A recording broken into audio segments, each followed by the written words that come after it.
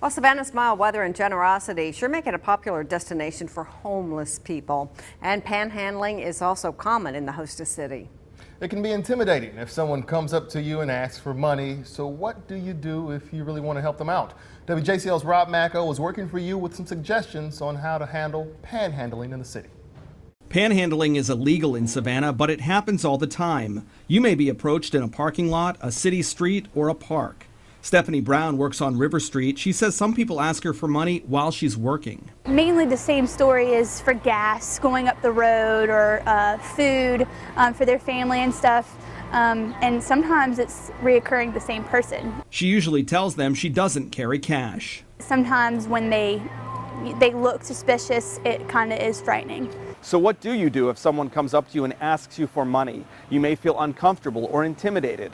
Homeless advocates say you should do what's in your comfort level, but always put your safety first. Marvin Heary and Jesse Barta used to be homeless. They now help the homeless through a faith-based ministry called Homelessness in Savannah. Offer to take them to get a meal if you're comfortable with that, and that's something that you do.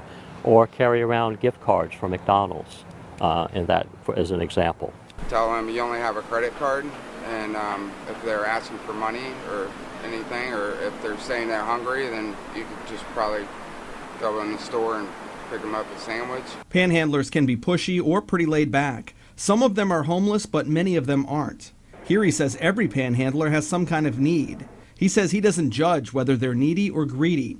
He says you should acknowledge the person, maybe even ask them a few questions, and then decide if you want to help them out. But if you really feel threatened, then seek exit as quickly as you can. Here's another approach. There's a lot of things going on for you that you don't have to be panhandling.